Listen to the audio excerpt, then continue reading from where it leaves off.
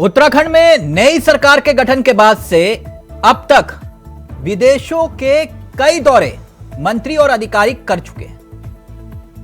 मंत्री भी और अधिकारी भी। ऐसा लगता है कि उत्तराखंड का हर विभाग और सेक्टर में वहां शीर्ष पर पहुंच चुका है कि देश में तो किसी राज्य के कुछ, देश के भीतर किसी भी राज्य में कुछ भी सीखने को अब बचा नहीं है। तभी तो देश में कोरोना का अलर्ट, उत्तराखंड राज्य के खराब वित्तीय हालात, जोशीमठ की आपदा, ये 3 गंभीर मुद्दे हैं। मगर इस दौरान भी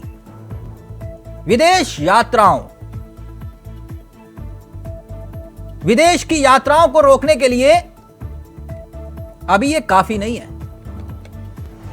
स्वास्थ्य विभाग के मंत्री और अधिकारियों की ताइवान की यात्रा शुरू होने जा रही है। विदेश यात्राएं पहले भी सवालों में रही उत्तराखंड में, और अब भी इस पर विपक्ष हमलावर है। लेकिन कभी विपक्ष में विदेश यात्राओं की जमकर आलोचना करने वाली बीजेपी को फिलहाल अपनी सरकार में ये विदेश यात्राएं विकास के रूप में दिखाई दे रही हैं। तो सवाल यही कि आखिरकार विपक्ष जो संकेत दे रहा है वो सही है, या फिर जो सरकार सलाह देती है वो सही है, और सरकार की सलाह पर मंत्री अमल क्यों नहीं करते। आज इसी पर करेंगे चर्चा। पहले ये रिपोर्ट देखिए और फिर रुख करेंगे अपने मेहमानों की तरफ। कभी गणेश जोशी विधायक और अधिकारियों के साथ विभिन्न देशों की यात्रा पर निकल जाते हैं, तो कभी प्रेमचंद भी अधिकारियों के साथ विदेश जाने के इस मौके को भुनाते दिखते हैं। और अब ताजा मामला स्वास्थ्य मंत्री धन सिंह से जुड़ा है, जो अपने अमले के साथ ताइवान की उड़ान भरने की तैयारी कर चुके हैं। वैसे राज्य को विदेश यात्राओं से कुछ मिले तो इसमें भी कोई हर्ज नहीं, लेकिन ऐसे कई बड़े कारण हैं जो इन यात्राओं पर कांग्रेस नेताओं के जरिए सवाल खड़े करने की वजह बन गए हैं। जहां एक तरफ स्वास्थ्य विभाग के अधिकारियों का वहां जाना सवालों के घेरे में है, तो वहीं मंत्री के पीएस भी इस यात्रा का हिस्सा बनने जा रहे हैं, जो किसी के गले नहीं उतर रहा है। देवस्थानम बोर्ड गठित होने से वो भ्रष्टाचार का अड्डा बन जाता, वो अधिकारियों का एक तरह से सैर सपाटे का एक पिकनिक स्पॉट बन जाता, और हक हकूकधारियों का हक मारने का आपको कोई अधिकार नहीं था। एक पौराणिक काल से कोई प्रथा चली आ रही है।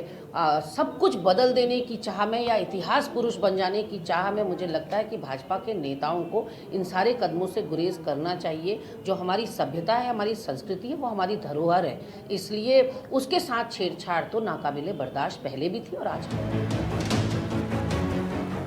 स्थिति यह है कि चीन इन दिनों कोरोना के एपिक सेंटर के रूप में सबसे ज्यादा प्रभावित दिखाई दे रहा है। उसके पड़ोसी राज्य भी इससे अछूते नहीं हैं। इन हालातों के बीच जब देश में कोरोना को लेकर तमाम गाइडलाइन जारी की जा रही हैं, तब चीन के ही बेहद करीब के देश ताइवान की यात्रा करना अपने आप में सवाल खड़े कर रहा है। दूसरा सवाल उस बड़े और हमेशा से ही गंभीर मसले का है, जो राज्य की खराब वित्तीय हालात से जुड़ा है। पहले तो कई बार विदेश यात्रा को नजरअंदाज करने तक के निर्देश भी सामने आते रहे, लेकिन इस सरकार में ऐसा बिल्कुल नहीं है। लग रहा है कि मानो देश से सीखने के लिए प्रदेश के अधिकारियों नेताओं को कुछ दिखाई ही नहीं दे रहा। बहरहाल यात्राएं जारी हैं। विदेश यात्रा पर तीसरे सवाल जोशीमठ आपदा को लेकर है, जो उत्तराखंड ही नहीं देश भर में चर्चाएं बटोर रही है। जोशीमठ में जो हालात हैं, उससे सरकार भी चिंतित है, लेकिन स्वास्थ्य विभाग संभावित 10 दिन के दौरे पर ताइवान जाने की तैयारी में है, तो वहीं बीजेपी के अपने ही तर्क हैं। ताइवान में एडमिनिस्ट्रेटिव स्किल पे टीम हमारी जा रही है, सीनियर डॉक्टर्स की, और वहाँ से जो वो भी ऑब्जर्वेशन होंगे और उसको यहाँ के सिस्टम में लागू करने की कोशिश करेंगे। स्वास्थ्य मंत्री जी का जो विदेश का दौरा है, ये राज्य हित में है, राज्य के लिए महत्वपूर्ण है, और एक अपने राज्य के वरिष्ठ डॉक्टरों की एक टीम, विशेषज्ञों की टीम उनके साथ जारी है। तो बहुत कुछ राज्य के लिए प्राप्त करना है, सीखना है। वहाँ की जो परिस्थितियाँ हैं, क्योंकि वो पहाड़ी क्षेत्र भी है और हमारी जो परिस्थितियाँ हैं उसके भी अनुसार हैं, इसलिए माननीय स्वास्थ्य मंत्री डॉक्टर धन सिंह जी का जो दौरा है वो निश्चित रूप से उत्तराखंड राज्य के लिए स्वास्थ्य सेवाओं को बेहतर करने के लिए है। उनका दौरा ताइवान से आने के बाद राज्य के लिए कारगर साबित होगा। कुल मिलाकर मंत्री के साथ साथ विभाग की भारी भरकम फौज ताइवान जाकर भले ही कुछ सीख कर राज्य की स्वास्थ्य सेवाओं को लाभान्वित करेंगे या नहीं, ये तो आने वाला वक्त बताएगा। लेकिन जोशीमठ के ताजा हालात और राज्य की वित्तीय स्थिति को लेकर स्वास्थ्य विभाग की गंभीरता पर सवाल खड़े हो रहे हैं। Saurabh Bhatia, India voice, Dehradun. तो आपदा में क्या वाकई अवसर तलाशा गया जिसका जिक्र विपक्ष कर रहा है, या फिर मसला कुछ और है? वाकई विकास है।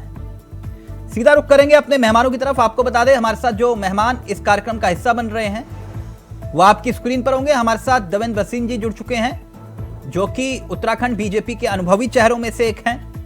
हमारे साथ लक्ष्मी जी जुड़ चुकी हैं, जो कि कांग्रेस का चेहरा है। आप दोनों का बहुत बहुत स्वागत है। कुछ ही देर में हमारे साथ आम आदमी पार्टी का चेहरा भी इस कार्यक्रम का हिस्सा होगा।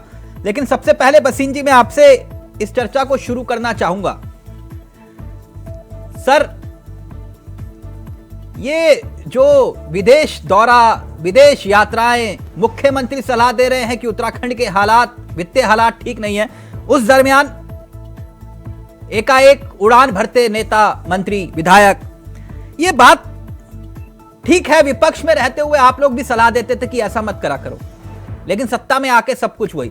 लेकिन फिर भी मैं एक बात जानना चाहूंगा आपसे, ऐसा क्या है विदेश में जो हमारे हिंदुस्तान में नहीं है कि स्वास्थ्य विभाग के अधिकारी और मंत्री जो है ताइवान जा रहे हैं? मैं सिर्फ इतना जानना चाहूंगा, क्या नहीं है हमारे हिंदुस्तान में? तिलक जी, विकास को केंद्र में रखकर हमारे लिए बहुत जरूरी है कि विश्व सड़क पर क्या हो रहा है उसकी जानकारी भी हो, और हमारे जनप्रतिनिधि और चिकित्सक या अन्य अधिकारी उन्हें भी इस बात का एक्सपोजर मिले। केवल घर बैठ करके ही सब कुछ हो जाएगा ऐसा मानना उचित नहीं होगा। और यही कारण है कि देश, उत्तराखंड नहीं बल्कि देश के विभिन्न राज्यों से भी अधिकारी। सर, हम विश्व गुरु हैं, अमृत काल में जी रहे हैं, और हमारे स्वास्थ्य मंत्री बाहर जाकर विदेश में कह रहे हैं कि हमें स्वास्थ्य सेवाएं सिखाओ। क्या होगा? देखिए, टेक्नोलॉजी के मामले में एक्सचेंजेस चलते हैं। हम ग्लोबल विलेज में रह रहे हैं, हम एक वैश्विक गांव में रह रहे हैं, और कहीं से अगर हमें कुछ अतिरिक्त मिलता है जो हमारे राज्य के लिए और देश के लिए अच्छा है तो उस पर लेने में किसी प्रकार की गुरेज नहीं है। और ये बात तो नई तो है नहीं, लगातार ऐसा होता रहा है और अब भी हो रहा है। ऐसे में विदेश यात्राओं को विकास के दृष्टिकोण से देखा जाना चाहिए। कांग्रेस के समय में भी लोग गए थे, उससे पहले भी लोग गए थे, और समझता कि अन्य राज्यों से भी लोग जा रहे हैं। आप एक मान रहे हैं कि उत्तराखंड के जो हालात हैं उस हालात के भीतर मंत्रियों का विदेश जाना जायज है? तिलक जी, देखिए, पहली बात तो यह है कि जो प्रदेश के सभी काम हैं वो साथ साथ चलने होते हैं। विकास कार्य भी चलने हैं, आपदा के बारे में राहत बचाव और पुनर्वास कार्य भी साथ साथ चल रहा है, और साथ ही जो अन्य चीजें हैं वो भी चल रही हैं। ऐसे में अगर हम देखें तो हमें सब कुछ काम एक साथ करने हैं। केवल एक बिंदु को लेकर के हम रुक नहीं सकते। प्रदेश को बहुत तेजी से आगे बढ़ना है। जोशीमठ की आपदा को मुख्यमंत्री श्री पुष्कर सिंह धामी जी के नेतृत्व में जिस प्रकार से देखा जा रहा है, वहाँ काम हो रहे हैं, और केंद्र द्वारा माननीय प्रधानमंत्री जी के द्वारा मदद की जा रही है, वो अपने आप में पूर्णता से काम चल रहे हैं। तो इस प्रकार से अन्य भी सभी काम होने हैं।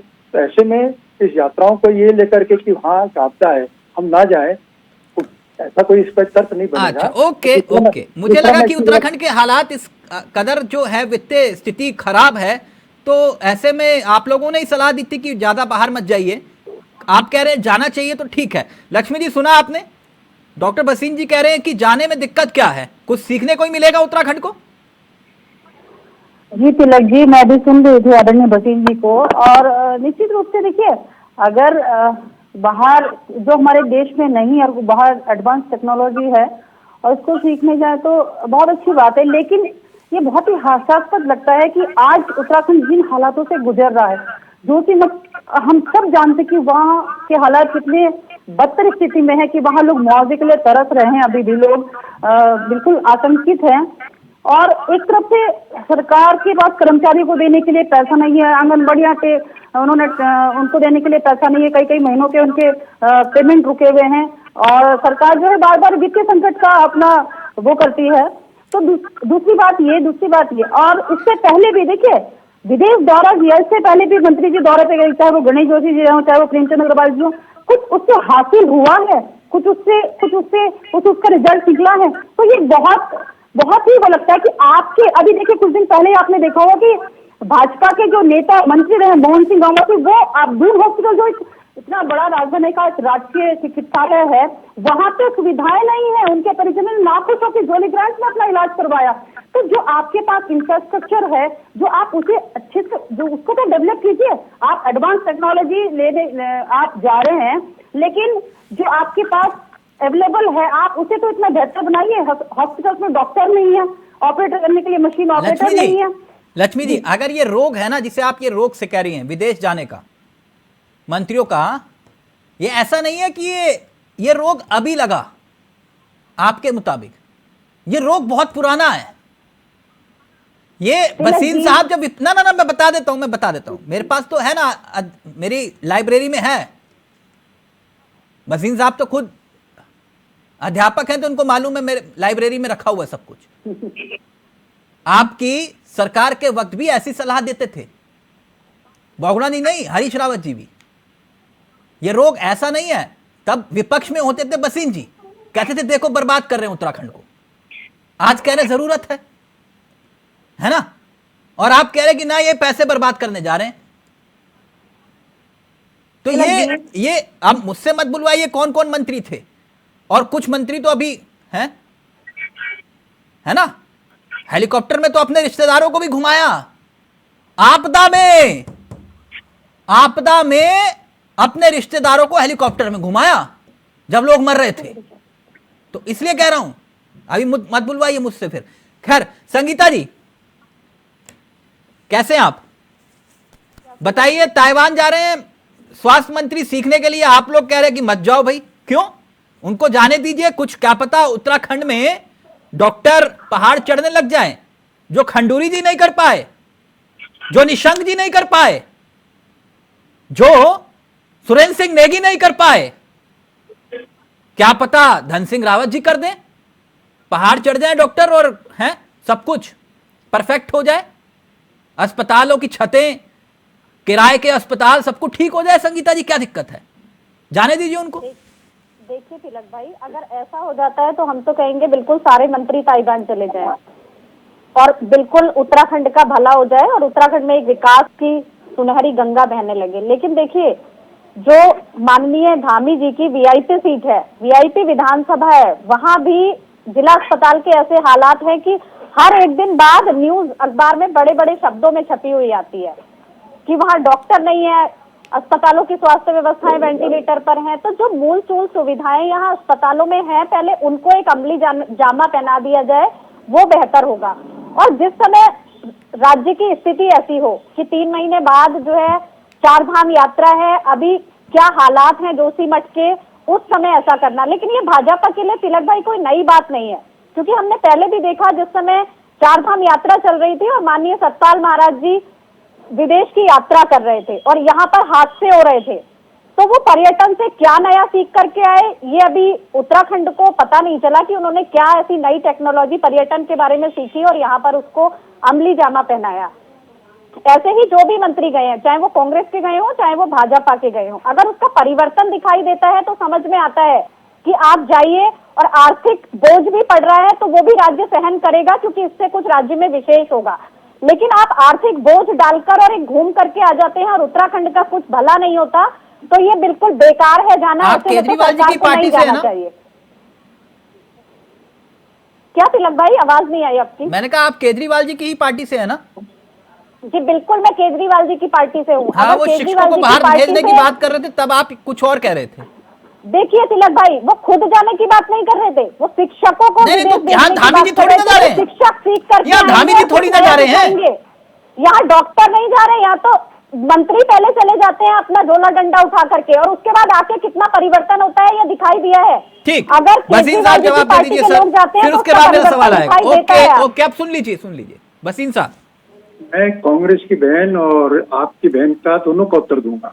अभी तो मैं इनसे पूछना चाहूंगा कि पंजाब में बहुत सारे लोग जो हैं 45 लोग और सिंगापुर भेज रहे हैं मान साहब, तो जस्टिफाई कर दीजिए। इसी प्रकार से फिनलैंड की बात तो तिलक जी आपने भी कही है, और इसी प्रकार से आपकी जो सरकारें हैं, सरकार 2 जगह स्थानों पर है, वहां से भी बहुत से लोग विदेशों में गए, इसलिए आपको तो कुछ कहने का अधिकार है नहीं। लक्ष्मी जो कह रही हैं वो कह रही है कि हम वेतन नहीं दे पा रहे, एक भी महीने का वेतन नहीं रुका, एक भी पेंशन नहीं रुकी, कोई विकास कार्य बाधित नहीं हुआ, सभी काम तेजी से चल रहे हैं। तो ऐसे में ये कहना कि हमारी जो है हम वेतन नहीं दे पा रहे, ये केवल जनता को भ्रमित करने की बात है। उत्तराखंड में सर प्रति व्यक्ति कर्ज, अगर मैं सही हूं, क्योंकि मेरा आपकी तरह शास्त्र नहीं है, आप मुझे बता देंगे तो बेहतर होगा, या फिर मैं बोलूं? नहीं, बिल्कुल ठीक कह रहे हैं आप। प्रति व्यक्ति का जो 76,000 करोड़ का हमारे ऊपर कर्ज है इस समय प्रदेश के ऊपर, वो निश्चित तौर पर अपने आप में एक बड़ी बात है। और इसी कारण से हम विकास के मामले में बहुत तेजी से काम कर रहे हैं। हम चाहते हैं कि हमारे संसाधन बढ़े, और भ्रष्टाचार क्योंकि हमेशा विकास की जड़ में एक कीड़े की तरह लगा रहता है, नहीं, उसको मिटाने में लगे। सर भ्रष्टाचार तो उसी दिन खत्म हो गया था जब आप लोकायुक्त लेकर आए थे सदन के भीतर। भ्रष्टाचार बचा कहां सर उत्तराखंड में? क्योंकि लोकायुक्त की बात मैं आपको याद दिलाऊं तिलक जी, तिवारी जी के समय में 2 थे लोकायुक्त, और क्या हुआ उनका मामला ये हमारे सामने है। सवाल ये नहीं है कि लोकायुक्त होना चाहिए नहीं होना चाहिए, सवाल तो यही था, लोकायुक्त होना चाहिए, तभी तो खंडूरी जी ने कहा था और तभी आपने नारा दिया था, खंडूरी है जरूरी। वो ठीक है, उससे मैं डिसएग्री नहीं कर रहा हूँ, लेकिन मैं ये कह रहा हूँ कि अगर मुख्यमंत्री स्वयं प्रहार कर रहे हैं भ्रष्टाचार के ऊपर, और बड़े बड़े लोग अंदर जा रहे हैं, कांग्रेस के बड़े बड़े लोगों के बारे में भी हमारे सामने पूरी स्थितियां खुल करके सामने आ रही हैं, और कांग्रेस के मुख्यमंत्री भी स्टिंग में पकड़े जाते हैं, तो लोकायुक्त हो ना हो, लेकिन प्रदेश के अंदर भ्रष्टाचार पर तेज प्रहार हो रहा है। सर विदेश दौरे से मैं मूलतः सवाल पे आ रहा हूं। अब आप तीनों ने अपनी बात को रख दिया। मैंने तब भी ये बात कही थी जब बोगना जी मुख्यमंत्री थे, हरीश रावत जी मुख्यमंत्री थे, आज भी मैं वही बात दोहरा रहा हूं। 2 महत्वपूर्ण बिंदु पर, जब एक आप दायित्वधारी बनाते हैं तब, और जब आप मंत्रियों को विदेश भेजते हैं तब, 2 मूलतः बातें होती है। आप अपने मंत्रियों को, दायित्वधारियों को बोलिए कि 6 महीने के भीतर आप विदेश गए तो बताइए आपने क्या किया। आज तक कोई मंत्री अपनी रिपोर्ट नहीं रखता। दायित्वधारी दायित्व लेकर ऑफिस में कहां बैठते हैं, किससे मिलते हैं, कैसे मिलते हैं, क्या काम करते हैं, किसी को नहीं मालूम। 6 महीने के भीतर कभी किसी ने रिपोर्ट कार्ड रखा कि मैंने ये दायित्व लिया था, मैंने अपने दायित्वधारी होने का दायित्व अदा किया और मैंने ये काम किया उत्तराखंड के लिए। आप लोग तीनों बैठे हैं, मुझे एक मंत्री बता दीजिए जिसने ये कहा हो कि मैं दायित्व लिया और मैंने दायित्वधारी होने के नाते मैंने ये काम किया। क्या कभी ये परंपरा शुरू हुई उत्तराखंड में? बसीन जी, मैं गलत तो नहीं कह रहा?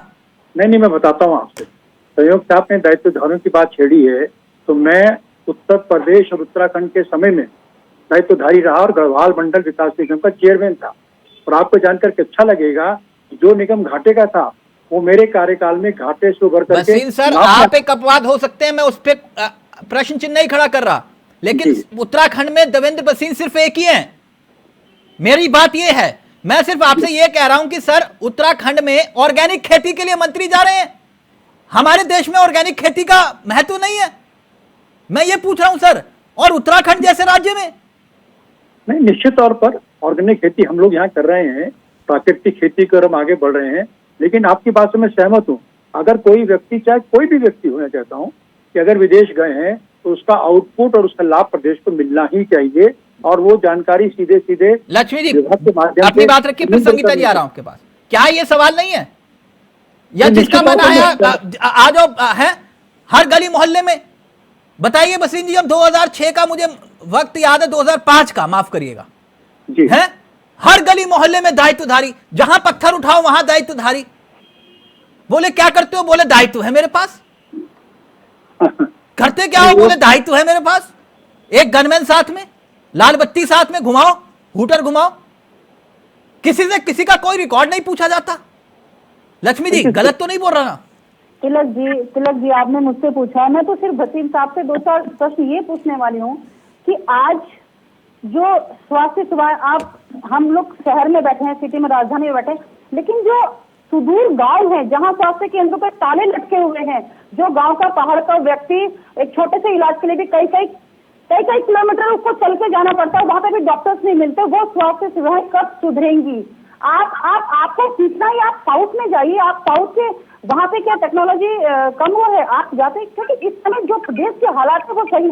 आप कह रहे कि एक भी हमारे पास वो वेतन नहीं है। आपने तो एक एक साल का आंगनबाड़ी जो एसएचजी ग्रुप की महिलाएं उनका रुका हुआ है। वो बेचारे मंत्री रेखा जी कहती है कि मेरे पास मत आए, हरीश दुर्गापाल जी उनको गाली गलौज करके भगा देते हैं, उनको आरती परेशान कर रहे हैं। आप कह रहे हैं कि हमारे पास तो कोई किसी के पास, हमने तो सबका हिसाब किताब पूरा कर रखा ऐसे है। ही बसीन जी। और आपकी मंत्री, आपकी निर्मला सीतारमण जी कहती है 53,000 महिलाओं को जो है एसएचजी ग्रुप को, अरे आपने तो उनका टेक होम राशन वापस ले लिया, आप किसका आगे बढ़ाने की बात कर रहे हैं। और दूसरी बात देखिए, सुनने में यह आया कि मंत्री जी के 13 डॉक्टर्स के साथ उनके पीएस भी जा रहे हैं, उनके पीएस भी विदेश यात्रा पे जा रहे हैं। तो ये क्या है ये सब? अब डॉक्टर्स के साथ साथ पीएस भी जाएंगे, फिर उनके हाँ, ये भी मसला है। ये जवाब दीजिए बसीन साहब। फैमिली मेंबर्स भी जाएंगे, तो ये वो भी कुछ सीखने जा रहे होंगे लगता है। वो भी कोई बारिश से कोई ऐप होगी उसको जिस तरह से सीख के आए थे, तो मुझे लगता है वो भी कुछ सीखने जा रहे होंगे। तो बहुत सारे प्रश्न ये है कि जो हमारे हालात है प्रदेश के, जो बद से बदतर होते जा रहे हैं, वो कब सुधरेंगे? स्वास्थ्य सेवाओं के हालात इतने बुरे हैं कि मैंने आपको भी राजधानी का हॉस्पिटल का उदाहरण दिया है, गाँव के हालात तो और बुरे हैं। बसीन साहब जल्दी से जवाब दीजिए, फिर संगीता जी। गोली लेने के लिए लोगों को पैदल चल के जाना पड़ता है। तो ये हालात कब सुधरेंगे बसीन साहब, ये बता दीजिए आप। पहले जो आपने लक्ष्मी जी सवाल किया है, मैं उसका बहुत सीधा उत्तर देता हूँ कि हमारे समय में डॉक्टरों की संख्या 3 गुना बढ़ी है, मेडिकल कॉलेजेस हमारे यहाँ बढ़े हैं, हर जिले के अंदर। बसीन साहब एक सवाल और, एक सवाल आप, हाँ दूसरी बात देखिए, प्लीज पता है कि लगी मौका नहीं देंगे दोबारा। एक प्रश्न और आज एक और बात सामने ये आ रही है कि जो डॉक्टर, जो सर्जन हैं, उनको आपने ऑफिस में अटैच कर दिया। जो फील्ड में काम करना चाहते हैं, जो सर्जन है, उनको आपने ऑफिस में, ये मेरे पास कोई उदाहरण है, प्रैक्टिकल है, वो लोग रिटायरमेंट लेने का तैयार है कि अगर हमें भाई हम जिसमें स्पेशलिस्ट हैं, हमसे वो काम नहीं ले जा रहा, और जो मंत्री जी को या जिसको भी जो अच्छे से खुश कर देता है उसको वहाँ उसको तैनाती मिल जाती है, दूसरे स्पेशलिस्ट से उसको अपने खिला रहे हैं। ये भी मेरा प्रश्न है। आपका विश्वास है, आपके समय में 900 डॉक्टर भर्ती हुए थे प्रदेश के अंदर, और हमारे समय में सिर्फ 2,500 भर्ती हो चुके हैं। एक बात, हमारे हर जिले के अंदर जो है, जिला जो केंद्र पर हमारा चिकित्सालय है वो वेल इक्विप्ड है। हमारे प्रदेश के अंदर लगातार मेडिकल कॉलेज लगातार बढ़ रहे हैं, और हमने जो अटल आयुष्मान योजना और आयुष्मान भारत योजना गरीबों के लिए चलाई है, आम आदमी के लिए चलाई है, प्रदेश के हरवासी के लिए चलाई है, आपकी पार्टी के नेताओं की तो सोच में नहीं आ सकती थी। और पूरे प्रदेश के अंदर ये दोनों अभी मैं 10 दिन पहले पेपर में पढ़ रही थी कि जो आपने आयुष्मान करा 5 लाख लोगों को लाभ मिलता है, लेकिन नहीं मिल रहा है। बढ़ाइए, लेकिन उसमें आप टीवी चैनल पर बैठ करके उसको नकार सकते हैं, लेकिन डेटा बोल रहा है, लोग बोल रहे हैं, जनता हम नहीं दिखा रहे, हम आपको आईना दिखा रहे हैं, क्योंकि हम फील्ड के लोग हैं, हम लोगों के बीच जाते हैं ना।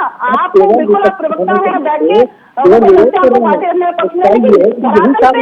सच्चाई कुछ और है, सच्चाई बिल्कुल दिया, विकास की ओर ध्यान दिया, आपने केवल और केवल भ्रष्टाचार किया। मैं आपको दिखा सकती हूँ, फोटो दिखा सकती हूँ कि किस तरह केंद्रों में ताले लटके हुए इतने बड़े बड़े, जाले लगे हुए पेड़ उगाए हैं, तो उनको करिए ना। अरे गाँव में जहाँ की जरूरत है वहाँ दीजिए ना, डॉक्टर को बढ़ाइए, डॉक्टर को आप तैनाती दीजिए, ऑफिस में तैनाती दीजिए, आप फील्ड में लगाइए ना। कितने डॉक्टर आपने डेंगू में देखा कुछ महीने पहले, अगर सितंबर में देखा डेंगू के हालात कितने बेकाबू रहे थे, कोरोना में आपने देखा, जो कोरोना काल में हमने किया, सरकार को कोरोना काल में भी नहीं मिल रही है, कोरोना काल में भी हमने संभाला। एक मिनट लक्ष्मी जी, एक मिनट वसीम साहब, एक मिनट संगीता जी, आप लोग ये कह रहे हैं कि ये सैर सपाटा है सरकार का, कुल मिलाकर यही है ना? देखिए तिलक भाई, अभी भसीन साहब ने खुद एडमिट किया कि यदि इस चीज का आउटपुट नहीं मिलता तो वो सैर सपाटा ही कहा जाएगा। तो देखिए, मंत्री तो पहले भी गए हैं, पर्यटन में आप बता दीजिए कि क्या आउटपुट मिला हमें। जब सतपाल महाराज जी गए, जब प्रेमचंद अग्रवाल जी गए, तो क्या आउटपुट मिला? अगर उन मंत्रियों से आउटपुट मिलता तो क्या आज ये हालात होते? और देखिए, जिस समय राज्य की स्थिति अच्छी नहीं है उस समय, और मैं एक चीज और कहूंगी तिलक भाई कि एडवांस टेक्नोलॉजी का प्रयोग कब होगा? जब जो हमारे पास है वो परिपूर्ण हो चुका हो, तब हम वहां कुछ एडवांस लेकर के आएंगे। तो जब वही नहीं है तो एडवांस से होगा क्या? भसीन साहब ने कहा कि हमने डॉक्टरों की संख्या बढ़ा दी है, लेकिन वो डॉक्टर कहाँ है? आप वीआईपी सीट को ही देख लीजिएगा भसीन साहब। मैं चंपावत की बात कर रही हूँ, जो धामी जी की अपनी विधानसभा है, वहां के अस्पताल के हालात बद से बदतर हैं। तो बाकी अस्पतालों से मैं क्या अपेक्षा करूं कि वहां की स्थिति क्या होगी? ना, आप पिथौरागढ़ के हालात गलत देख ट्रैक पे लीजिए, आ रहे हैं, आप गलत ट्रैक देहरादून पे में आ बैठे रहे हैं। हैं, गलत ट्रैक पे आ रहे हैं। अस्पतालों की स्थिति ऐसा नहीं है कि वीआईपी सीट है तो अस्पताल के हालात सुधर जाएंगे, है ना? देखिए, तो है? मैंने क्या कहा कि जब जहां यही डर नहीं है वहां रात को डॉक्टर नहीं है। आप परसों का ही उदाहरण देखेंगे कि मरीज अस्पताल में है, डॉक्टर रात को घर पर नदारत है। तो आप सोचिए कि क्या डर है उनके मन में कि माननीय धामी जी की विधानसभा है, उसके बाद भी डॉक्टर काम करने के लिए तैयार नहीं। रात को पेशेंट को खुद उठ करके कोई दवाई देने वाला वहां पे स्टाफ तक नहीं है। तो बहुत बुरे हालात हैं। तो आप सोचिए कि जो हालात हैं उनको पहले सुधारिए। मैं गलत बोल रही हूँ तो आप अमर उजाला को उठा करके देखिएगा परसों के कि क्या स्थिति है। और मैं तो खुद चंपावत रहती हूँ, टनकपुर का जो अस्पताल है उप जिला अस्पताल, उसके हालात भी यही हैं। आपने कहा कि हमने 5 लाख लोगों का इलाज कराया आयुष्मान कार्ड से, लेकिन चंपावत जिले का ऐसा कौन सा अस्पताल है जो आयुष्मान कार्ड से अटैच है? अगर यहाँ के लोगों को जाना पड़ता है तो उधम सिंह नगर जिले में जाना पड़ता है या सुशीला तिवारी हल्द्वानी जाना पड़ता है। आप सोचिए जो व्यक्ति आयुष्मान कार्ड से जुड़ा है तो वो उसके पास इतना पैसा नहीं है कि वो बाहर जाके इलाज कराएगा। साहब, कुल मिलाकर ये है कि विदेश दौरे से क्या अस्पताल में डॉक्टर आ जाएंगे? विदेश दौरे से क्या जो रेफर सेंटर है अस्पताल, जिसे आप कह रहे हैं कि ये जिला अस्पताल है, दरअसल वो रेफर सेंटर है, ये आप लोग भी जानते हैं। तो क्या वहां वो रेफर सेंटर नहीं होगा? तो ये स्थितियां हैं जो उत्तराखंड में हकीकत हैं। जो बात लक्ष्मी जी कह रही थी, फिर वही बात है। फिर शायद अगर मैं सही हूं तो तिवारी जी के शासनकाल में बहेड़ जी शायद स्वास्थ्य मंत्री थे, अगर मैं सही हूं तो जी। ठीक, उसके बाद निशंक जी स्वास्थ्य मंत्री बने। ठीक, उसके बाद सुरेंद्र सिंह नेगी जी स्वास्थ्य मंत्री बने ना? जी जी। तो हालात ऐसा नहीं है संगीता जी, जब स्वास्थ्य मंत्री थे सुरेंद्र सिंह नेगी तो कोटद्वार में भी यही हालात थे, और जब बहेड़ जी स्वास्थ्य मंत्री थे तो रुद्रपुर में भी यही हालात थे। यही तिलक भाई, तो मैं आपसे वही कह रहा हूं, ऐसा नहीं है कि धन सिंह रावत जी स्वास्थ्य मंत्री बन गए तब जाके श्रीनगर में जो है स्वास्थ्य सेवाएं आई ना, सब जानते हैं, ऐसा नहीं है। लेकिन यह बहुत गंभीर विषय है, नैतिकता का तकाजा है कि जब राज्य के मुख्यमंत्री खुद ग्राउंड जीरो पर जाकर फ्रंट पर लड़ाई लड़ रहे हो, वहां पर मंत्री कहें कि नहीं हमें विदेश दौरे पर जाना है, तो भसीन साहब सवाल खड़े होते हैं।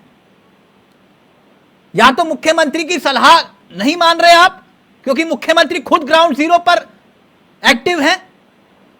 आपके मंत्रियों को जाना चाहिए जोशीमठ, कैंप करना चाहिए, वो कह रहे नहीं विदेश जाएंगे हम पहले। तो लक्ष्मी जी को बोलने का मौका मिलेगा, संगीता जी को। वो मुख्यमंत्री को लेकर इसलिए नहीं बोल रहे क्योंकि वो जानते हैं मुख्यमंत्री एक्टिव हैं।